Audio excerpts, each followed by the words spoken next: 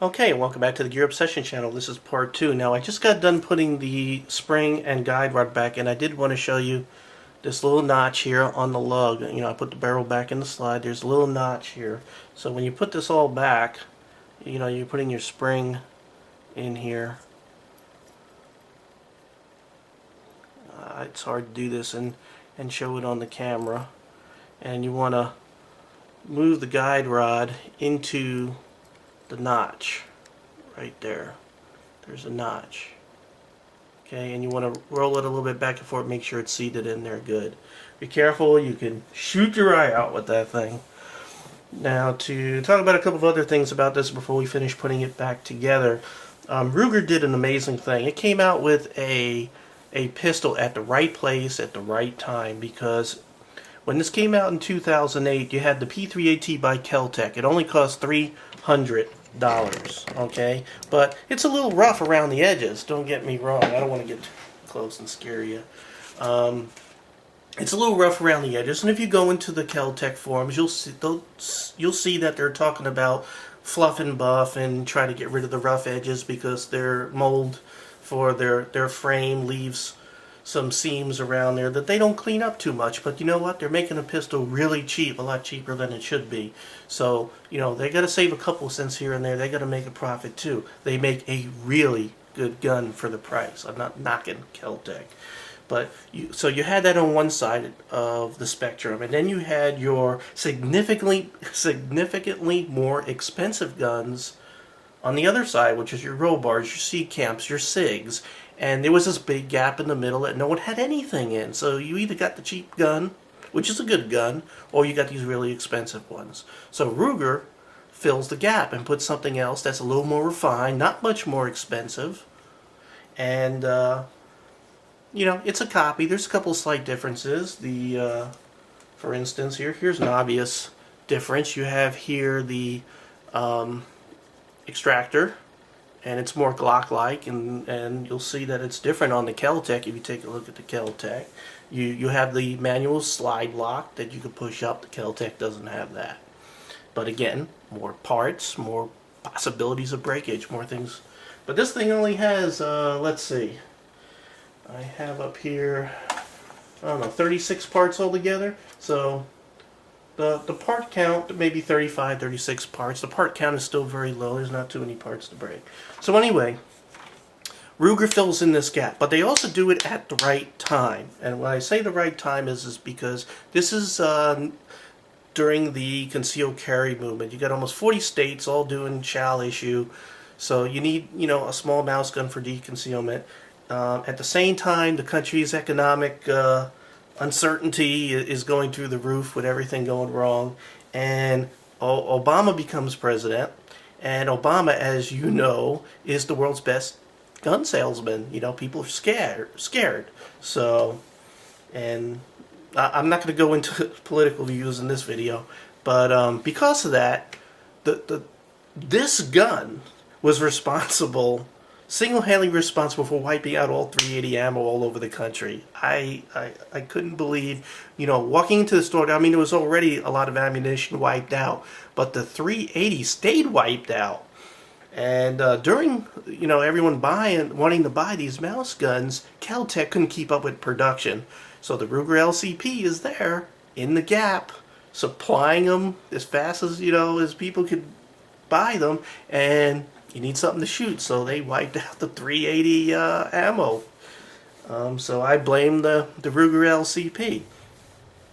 So anyway, here we are, 2010. In 2010, we have a bunch of other manufacturers joining in on the fun, also filling that gap, such as Taurus with their TCP. TCP, they added things, a few more things like a safety on there.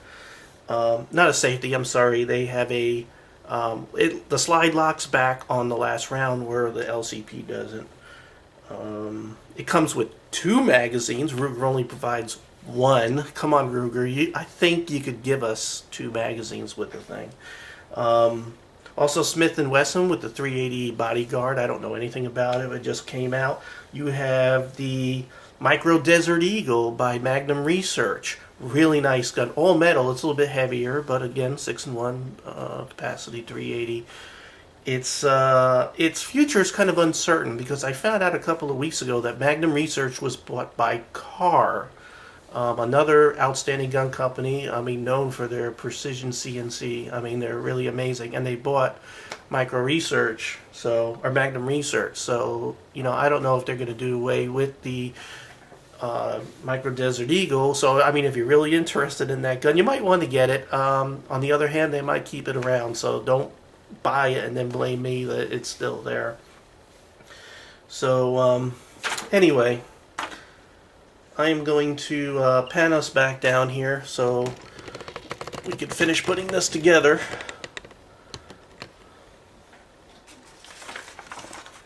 So we went ahead and got the recoil spring and everything back in there. And just like any other pistol, it's pretty normal. By the way, I want to take a look at this while we have it out. It seems like the rails are all metal. I like that. The insert here inside is all metal. It's not writing on just polymer, and it's pretty significant. It's probably aluminum. And we'll go ahead and put this back. And you want to pull it back just a 1/16 of an inch. Just a 1/16 of an inch. And we'll go ahead and tip. Now, what we got to do with the pin is you want to bring it in, because there's a little, I'll tell you what, I'm going to show you this. If you look inside that hole, you see that pin, that little wire. What you have to do is sort of get this pin on top of that wire. So you want to come in at an, you want to pull back on the slide a little bit, take the edge of the pin so you can push that wire down, and then it's right in. Then go ahead and function check it. Make sure everything works good. And we're good to go.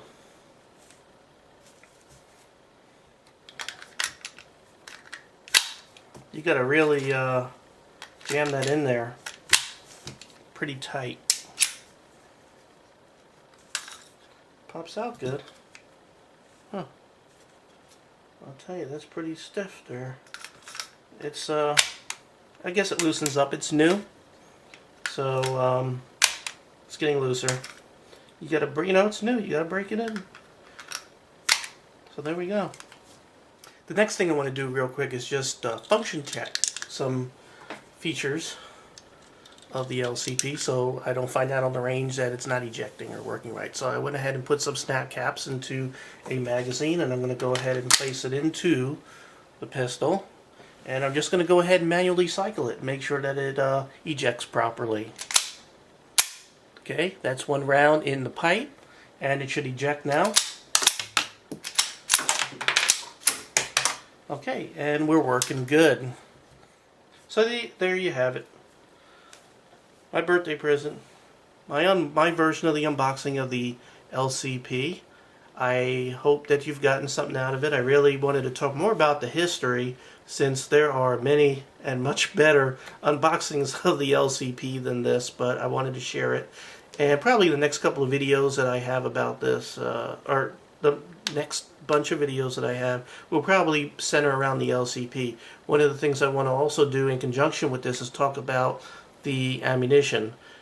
This using the 380 round, I probably am going to do a bullet diorama series on the 380. So again, thank you very much for watching. I again appreciate the subscribers above all, and appreciate new subscribers. I appreciate everyone who participated in my contest. Do you believe that in my contest, okay, I started it with I wish 1,000 subscribers, and by the time I got done with the contest, I was up to 1,700 subscribers. So, I really appreciate it, and for everyone new, I'm glad you're along for the ride. I'm going to do this for, I hope, a long time, unless I drop dead, which I don't plan on doing, and I hope you come back often. Thank you very much.